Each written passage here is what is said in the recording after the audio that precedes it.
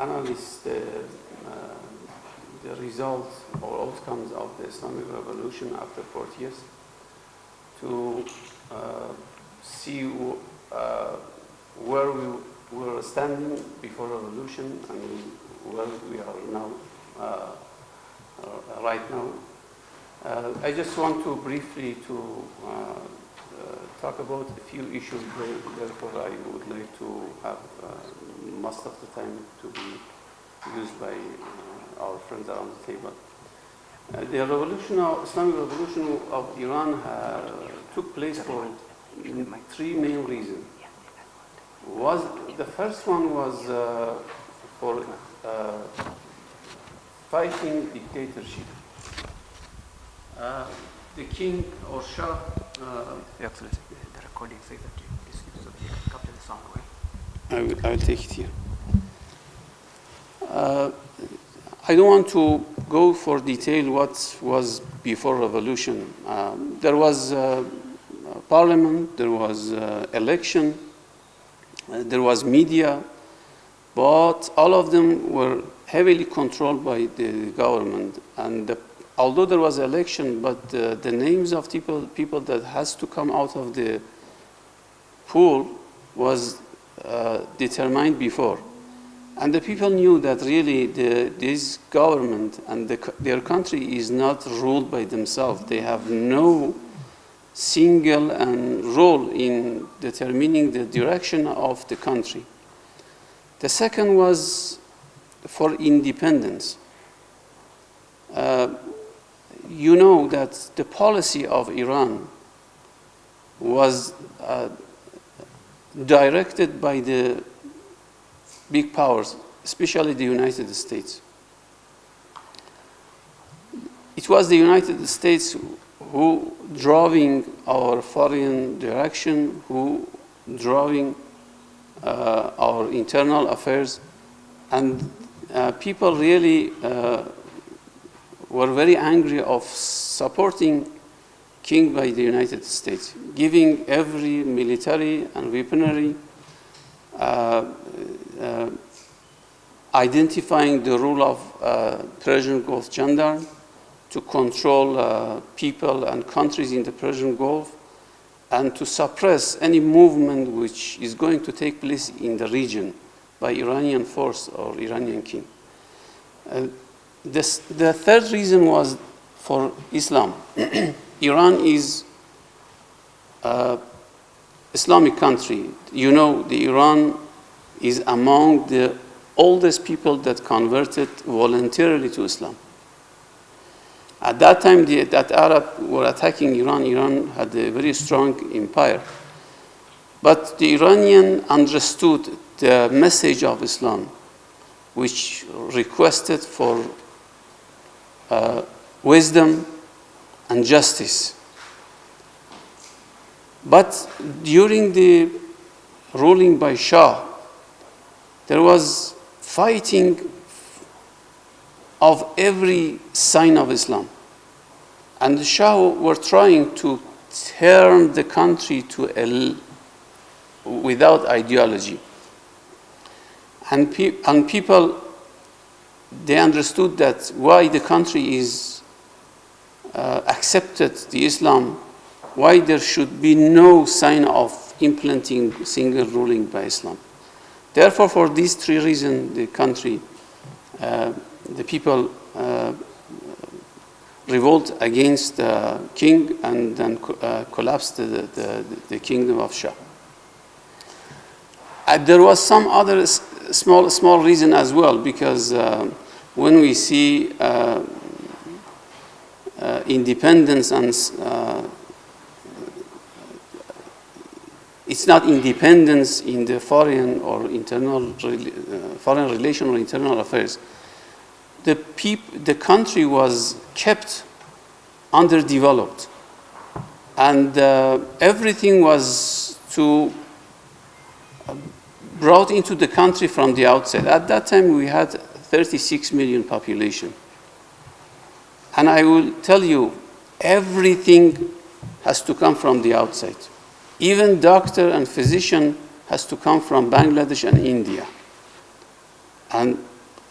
But the Iran with 2,500 years of written civilization, it was an insult for the country that has to rely on everything that he needs on foreign sources. Today, if we look at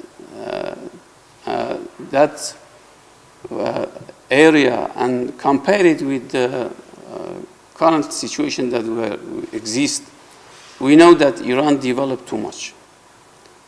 In science and technology, you know, Iran is one of the advanced countries. Most of European countries are behind Iran today. The reality of Iran is broadcasted not realistically. Unfortunately, the international media that is dominated by the bowling power or superpowers, they don't want to broadcast a realistic or positive image of Iran. In Kenya, when I travel to many counties and discuss with several governors or even members of parliament, they don't have a real picture of Iran. In nanotechnology, you see in the paper we are 4 in the world. In biotechnology, we are 11. Today, most of European companies, European countries, are looking for Iranian to cooperate on nanotechnology and biotechnology with them. In nuclear, we are 9, which have the full cycle of producing nuclear energy. In manufacturing, car manufacturing, we are 11. If you look at all these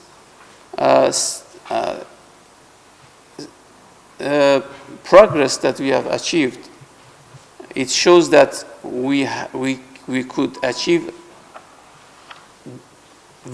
too much during 40 years, in spite of heavy, all the time sanctions that imposed on us by European Union and the United States and other countries.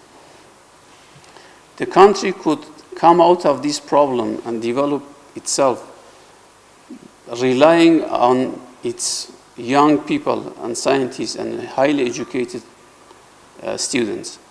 Therefore, today we have election. Almost every year we have one election. We have election for the president. We have election for the parliament. We have election for the expeditive council. We have other elections. And we have media that are free. They can criticize everybody in the country. Nobody is immune of criticism. We have 1,600 universities that these achievements and signs shows that the people of Iran in 40 years ago, they have taken a right decision. And in spite of these restrictions, we achieved too much. Thank you very much. I prefer to give microphone to colleagues to talk rather than me. Then if there is any question or point to clarify, I will. Thank you, Your Excellency. What I gather from the speech of the Excellency is that before the revolution, Iran was basically a puppet government. It's like the affairs of the country, as much as you are having your own leaders, the leaders were actually being led, or the country was being led from elsewhere. The people were not independent. The sovereignty of the people had been hijacked by other people. So the revolution was meant to assert the sovereignty of the Iranian people. I want to put this question to Dr. Nzebo, a career diplomat for many years. In fact, you have sat in the same position. You could speak from the same position that he has spoken from. In your view, what would you say about the issue, the revolution, asserting the sovereignty of the Iranian people, and the difference between then and now? As a diplomat, how would you respond to His Excellencies? Bismillah ar-Rahman ar-Rahim. I have been a student of the history of Iran through both the media and television, especially the Iranian television. I watch it regularly.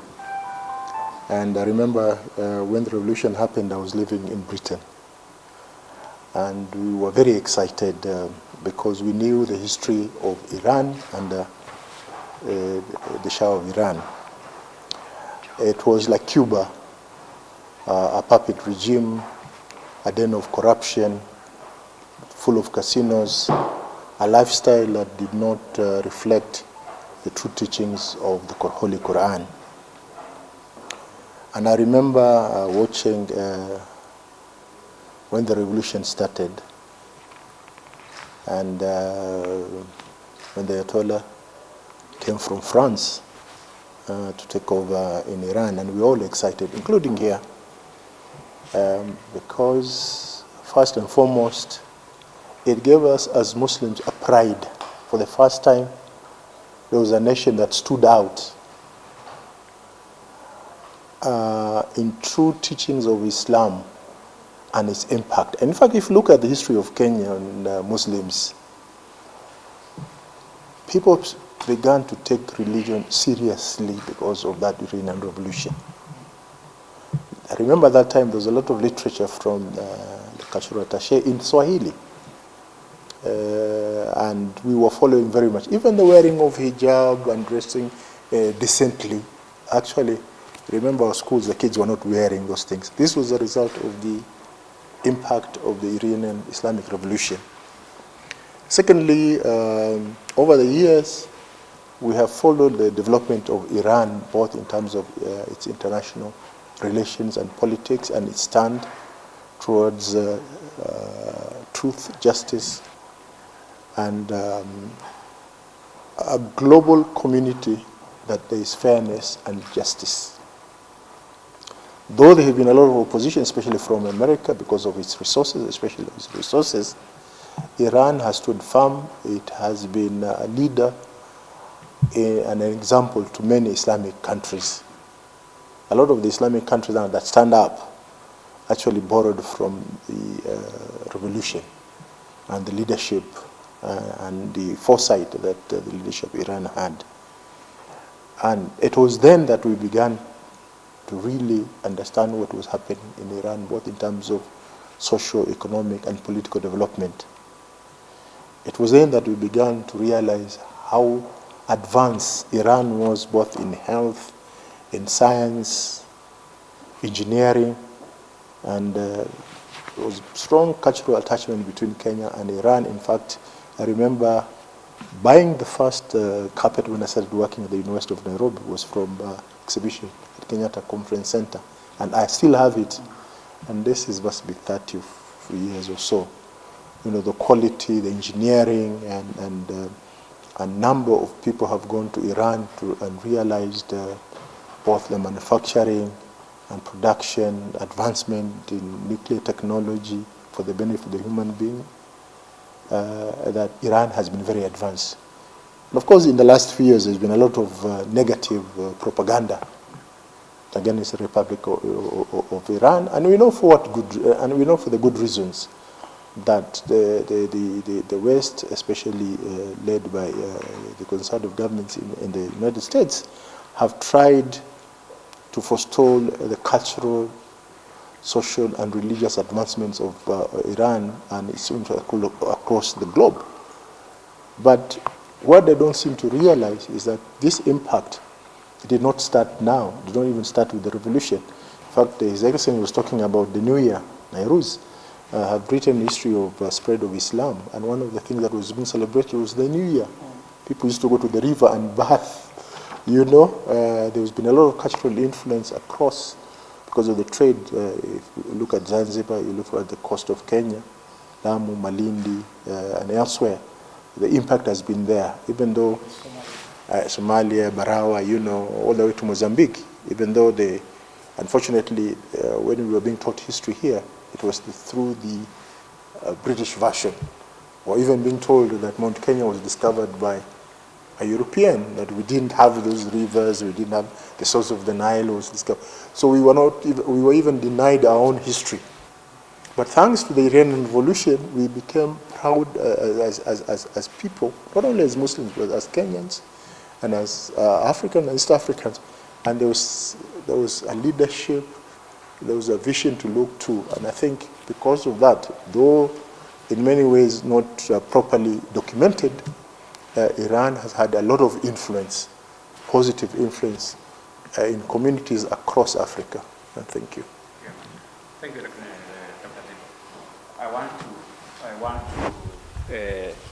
I want to, Dr. Karori, you are a scholar. You head a critical department at the University of Nairobi, Department of Philosophy and Religious Education.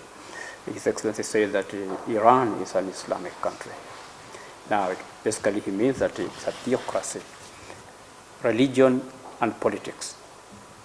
If you are to respond to that, and maybe you are speaking to your students and somebody who can have, people who may have concerns that is it possible to have a country led by a religious ideology and still remain democratic?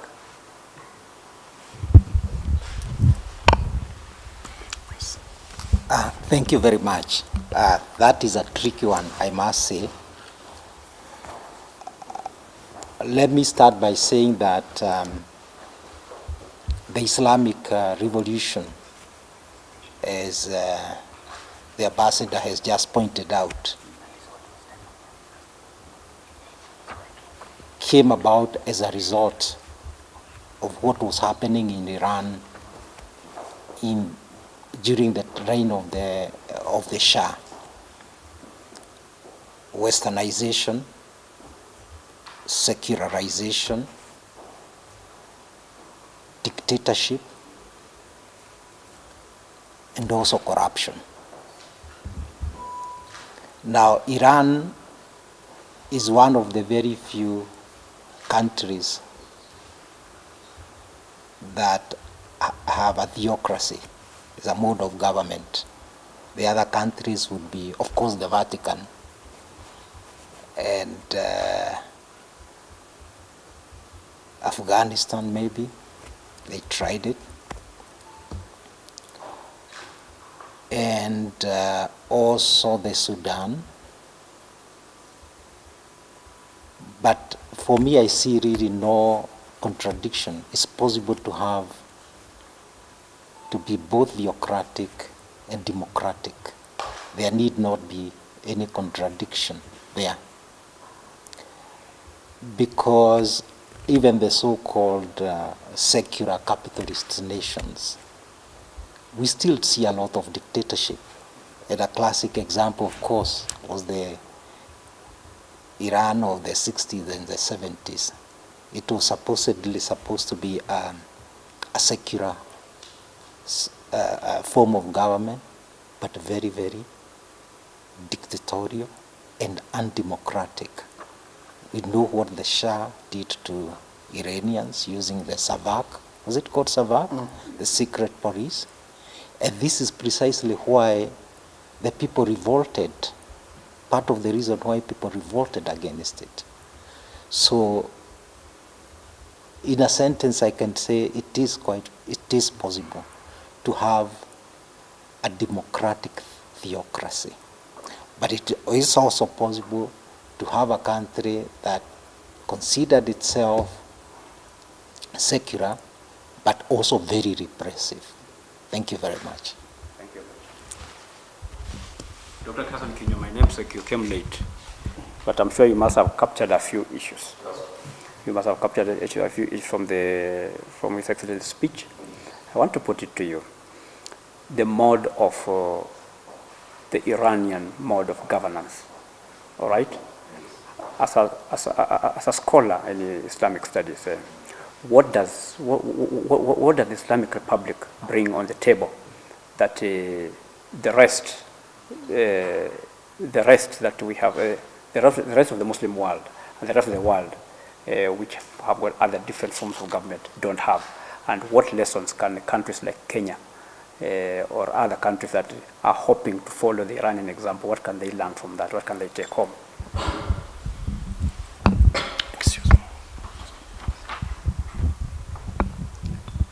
Thank you so much for the question. One, I would want to say that first I thank the Islamic Republic of Iran so much. And the first reason is that before I undertook my doctorate in Islamic leadership, I went to Iran for 1 month. And I'm not the first Muslim scholar to go to Iran. 3 of my colleagues had gone to Iran from the University of Nairobi, where we stayed for 1 month. And we studied the Wilayatul Faqih, because Wilayatul Faqih is the leadership which Iran is following this world. We realize that they follow the strict Islamic jurisprudence in their undertaking and in their leadership. Whereas we have seen some other countries in the world which state that they are following Islamic leadership, but for sure it's not true. Because when you are in Iran, you realize that everything follows Islamic rules, everything, depending on the human rights in Iran, depending on liberties in Iran, because as we are saying, we have been there. We were not restricted from asking any question from anyone, from the police, from the parliamentarians. We were interacting with everyone. It's very difficult to go to some Islamic countries, which we have been to, and interact with the imam. It's a problem. But in Iran, you realize that you are allowed to visit whichever place you want to go, so we see liberty. Iranians are allowed to speak anything they think is to advance their country. We have seen that. And of course, we realize that they strictly follow Islam. Of course, it's Shia Islam, but Islam is Islam, which we keep on telling people. So what we can learn in our countries like Kenya, if we want to finish corruption, because corruption is our greatest challenge in our country, Kenya, I'm so sure if we follow Iran, 5 years to come, there will be no any case of corruption in our country. Because we have seen Iranians are patriots. Many Iranians are patriots. You go to mosque on Friday, and you will see Iranians are patriots. Kenyans, we don't have patriots. Kenyan, we have people who cling to positions just to gain what they want to gain from those positions in government and then leave the government as it is. But in Iran, we have seen ministers driving Toyota Corolla. A minister with 1 Toyota Corolla and only 1 bodyguard. In Kenya, you cannot find that. So what I'm trying to say is that if Kenyan leaders will try to emulate what Iran is doing, we will go very, very far. And especially in Kenya, we must go back to issues to do with morality and religious ethics. If we have morality and religious ethics, we will solve many of the problems which are in Kenya, and among them being corruption. Thank you. Thank you. My preferred colleague, as you just hold that mic, I hope. Yeah, thank you. You are a member of the media, or Yes. you also come from. Yes. You understand the issues that are so dear to us as members of the fourth estate. Yes. We need to say things as they are. Yes. We seek that freedom of expression and freedom of media. Yes. His Excellency said that before then, the media, before the revolution, the media in Iran was heavily controlled by the powers that be. But in the post-revolution of Iran, the media is free, and the continue also say that if you're in Iran, you can ask a question, you can criticize everybody, and even if say that. Do you think this is the situation? Yeah. Thank you, moderator. I think we normally talk of brown envelopes being moved from one place to another place. And there's what we call the free media. The fourth estate is supposed to be as free as it's supposed to be. But unfortunately, you find that the press is normally hostage of some powers that be. At times you find that the news that is supposed to be coming out is not the news that is supposed to be the news. You find that because there is some power somewhere deciding on what is supposed to be reported and how it's supposed to be reported, then we end up getting what is not right. It's unfortunate that we have to be in the dock defending the Islamic Republic of Iran on something that is so obvious. When they say that there's development technologically and there's evidence to it, And you find that to the contrary, instead of saying that there's development, you end up not reporting that. We talk of, Dr. Hassan has talked of human rights, and you end up finding that somebody, because somebody has done something wrong, and this person has been convicted because of what is wrong, then it is twisted to show that this person was on the right, and he's been convicted for doing something that is so right. He was fighting for human rights, and this is why he ends up being where he is. I believe that the fourth estate worldwide has not been very fair to the Islamic Republic of Iran. Because normally what is reported at times, you find, I can call it maybe firefighting here and there. I can recall when we were talking about, was it the Velvet Revolution? Yeah, that was there. And you know, it was just something that is so normal. Some disgruntled elements here and there were not happy with the elections. And every election as such. But you find that this is blown out. It's like the whole of the Islamic Republic of Iran is against the outcome of the election. So we look at, we concentrate so much on the negatives, and forget to highlight on what is so good about what is happening in the Islamic Republic of Iran. But as I had said earlier, I think when the press, at times the paid press, you know, you are serving a master, and you have to keep the master happy. And when the master does not want you to report some things, then you end up, unfortunately, not reporting some of these things. At times, before you come up with the news like this particular session, we are discussing what we are discussing, but when I'll be going to file my own report, I'll look at what I have to report. And maybe because Dr. Hassan is not so much liked by my organization, I can even end up saying that he was not even there. But saying that he was not there, he can come up with proof that he was there. So I end up blocking him, and that he never said anything. I don't report what he said. So whatever happens in Iran, whatever good happens in Iran, we are not told about it. I can mention about medical tourism. There's so much that is happening in India about this particular issue. Go to the Islamic Republic of Iran. Patients of cancer are well taken care of. I think they're among the best in eye care. The opticians and ophthalmology in Iran, state of the art. But we are not told about these things. We are told about them developing a nuclear weapon, not developing nuclear technology. So we are looking at the negatives, and then we so much hammer on that.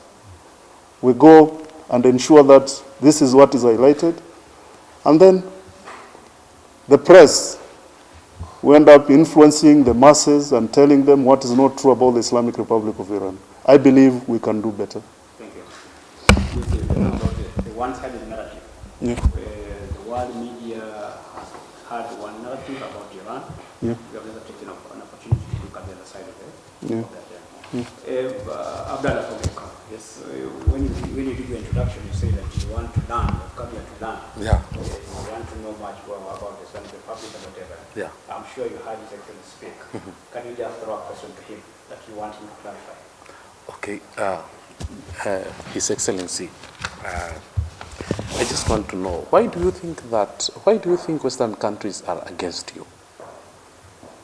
Actually, it's not thinking, it's reality. From the policy they are taking towards Iran, they are against Iran. The main country which is against Iran, from even it start its negative activity or policy towards Iran in the United States, because Iran was doing or keeping some policies on behalf of the United States, taking some role instead of the United States in the region, in the Middle East, in the Persian Gulf. Instead of the United States to spend for military, for its presence like today in the region, Iran was doing all the things that the United States wants to do. You see the United States now is present in Bahrain, it's present in Qatar, it's present in Dubai, in Saudi Arabia. They do not announce it. They are present in Saudi Arabia. They spend a lot of money to be there. Before revolution, Iran was take care of all these things they wanted to do. Iran was suppressing the nations in the region. Iran was a good ally to Israelis and even apartheid regime in South Africa, and therefore any public movement, any strive for democracy or good governance was suppressed by the Iranian king and Iranian navy and Iranian force. Iran was buying the military, spending most of the oil revenue on military, and using this military for the foreign policy and purpose of the United States in the region. They lost such a country, such a base in the region, and they forced to spend all the money during these 40 years by themselves. This is why they have started their negative activity and policy against Iran exactly after the revolution, and it's still ongoing up to now. And every year or every month they are tightening these measures against Iran. They wanted to keep Iran underdeveloped, but they couldn't. They wanted to keep Iran in poverty, they couldn't. At the time of revolution, Iran was exporting 6 million barrels of oil per day. And most of the people were living in poverty. I sometimes, when I go to a rural area in Kenya, I say, this situation reminds me 40 years back situation in Iran. They didn't want us to develop. They want us to all the time bring goods, industrial products. You can't believe me, we couldn't build a single bridge. We couldn't build a 2 or 20 kilometers of road. The American companies has to come and build the road for us. Today, everything is done by our engineers. Even our engineers doing the project in the other countries, even they have done it in Kenya. The power plant, nuclear energy, car manufacturing, stem cells, biotechnology, this area was prohibited area. We couldn't touch it. We breached those barriers and gaps. Now we do develop our country. They are not happy. Let's be very frank. For other countries, they are doing the same policy. For Kenya, they don't want Kenya to develop himself. For them, Kenya is good if it brings everything from the outside. If Kenya wants to develop herself and produce everything inside, Kenya will be a bad guy. If you want to decide to be independent and self-reliance and do the self-determination, this is something they cannot accept it. They want the influence of political influence, economic influence, financial influence. If somebody wants to be independent, no. It is the rule of power that they will not let anybody to come to this circle. Then Iran has breached this barrier, and Iran is in the middle of the circle. As I told you at the beginning, even today in nanotechnology, biotechnology, most of European countries requesting our cooperation. This is why they don't like a country to be developed. Thank you very much, Excellency. Your Excellency Mahmoud. The ambassador said that Iran has had a civilization of about 2,500 years of written civilization running. Mm-hmm. Before the revolution, you find that even Iran had to depend on foreign doctors, foreign engineers. Everything came from outside. After the revolution, yes, Iran, he says, is now more self-sufficient in this area. What was the magic? What did you do? yes, And how did you get it right? You see, first of all, I will thanks for all of the panelists to accept our invitation here. And really, I will tell you in generally some statistic amount about the Iran. During the revolution on that time of the Shah kings, we have for example, 150,000 students at the universities. And after that, we understood the imperialists don't accept and don't allow to us to developing the knowledge. Today, we have more than 4,800,000 students at the universities. We export the medicine to all the countries. And during this revolution, in general, I will tell you, today Iran is one of the 20 countries in the world developed. And in some of the case, some of the amount is between less than 10 countries in development. And about the health and all the things, education and higher education, Iran is developed more, and they understood how they should go and find the way. For example, as His Excellency mentioned, they won't allow to the nanotechnology to understand the another countries. But this week, we have the meeting of the VC of the Nairobi. His Excellency suggests to him that Iran is ready to establish the department for the studying in the master and the PhD for the nanotechnology in all the Africa, and the capital of that should be in Nairobi. This is the real of the revolution of Iran. And you know, all the history of the revolution in the world, after some years they losing the way, and they converted, and they taking the leading of that. For example, in the North Korea or in the south of the American, like the Cuba or some countries like this. But in Iran, they cannot change it. And after the 40 years, you will see the revolution is alive. 4 times is changed the new birth of the population of Iran. For example, during the revolution, we have been almost 30 million. Today, we are 84 million population, and the new people, the new child and the youth of today is more than that time is the revolutionists, and they understood the real of the revolution of Iran. Now we understood ourselves how to should find the way, and we understood our enemies, what they ask of us. And in the Middle East, you will know the revolution of Iran is developed in the heart of all the neighbors, in Iraq, in Lebanon, in Syria, in Afghanistan, in the north of the Caucasus, and in the south of some Arab countries even. And even the people, they accepted us and believed to us, but some of the governors, they won't accept because they related with some of the imperialist countries. And this is the real of Iran. Today you will see and you will feeling that. Thank you very much. Now,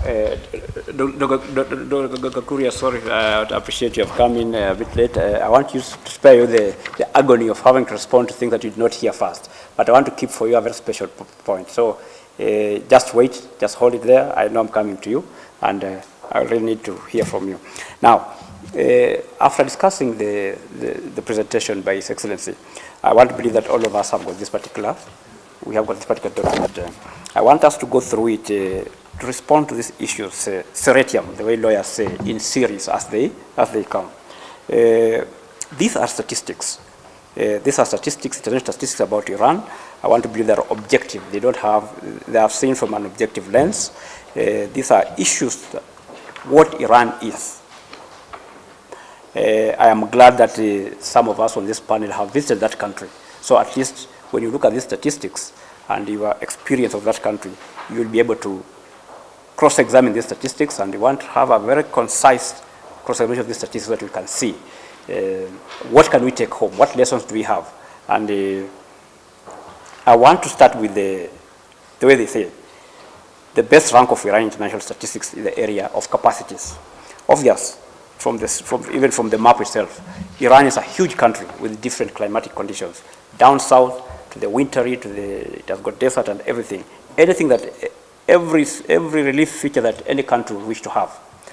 The fifth richest country in the world in the volume of natural resources. And of course we can see the black gold is there, oil. Something that the other day in Kenya we have been trying to pursue.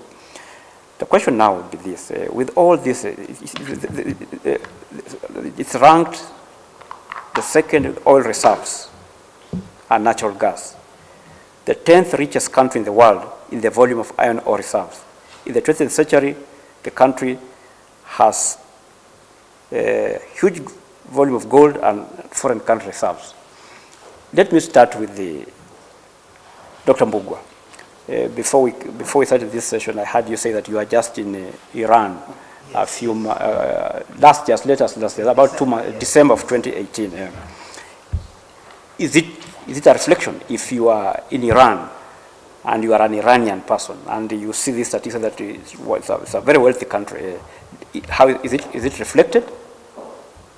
And if these resources are, with all these resources, do you think Iran has done enough post the revolution, or what can we do to ensure that these resources help the Iranian people and the whole world as a whole? Dr. Mbugua, what's your take on this? Thank you. Now, certainly, if you look at the statistics, they tell you that they are objective. I myself had done some research on this, and of course I confirmed this when I arrived in Iran. I was still not very young when the revolution took place in '79. I think I was in class 7 or Form 1 there. And certainly you can say, at least in as far as the infrastructure is concerned, you can tell that the new infrastructure, and I inquired, actually was put in place after the revolution, including that huge tunnel in Tehran, yeah? And of course the roads, because as you fly over, oh yeah, there it is, there it is. But what, the tower, yeah, which then tells you that these resources are being put to good use, including and especially the road infrastructure, because I flew over from Dubai all the way to Iran in daytime, and you could tell the roads, even in the very small villages, the infrastructure is there. But of course, I'm also aware of the impact of the sanctions on Iran, and this may probably be. There's no question about it. This could be harming the Iranian economy, the sanctions imposed by the West at the moment. So I agree. So at least we can say that because of the sanctions, Iran is not able to share its resources properly with the rest of the world to develop them. So, but we agree that despite the sanctions, the country has developed considerably well. Yes. To deserve the ranking that it is ranked here. Dr. Ziba, I can see you nodding yes. As a diplomat. In fact, one of the things that we as Kenyans and as Nairobi can learn from Iran, which you can see through Iranian television, is how traffic is managed and how signals are controlled from a central point for smooth flow of traffic. I was very impressed in that you don't get the kind of jams you have here. And if you look at the infrastructure, you look at the high-speed trains. And it's very unfortunate. I remember when I was in London, there was, this was in 1985, I think, 87, 88, when the Americans hit some oil installations in Iran. And we were following it through BBC and CNN. And you could see what the West was trying to do was to stifle the resources of the country. And even the debate that has been going on of the so-called sanctions against the nuclear projects in Iran. There has been a lot of investigations by international bodies, including the ones in The Hague. And very clearly, Iran is on the right side. But somehow, somewhere, people want to forestall these advancements for the benefit of humanity.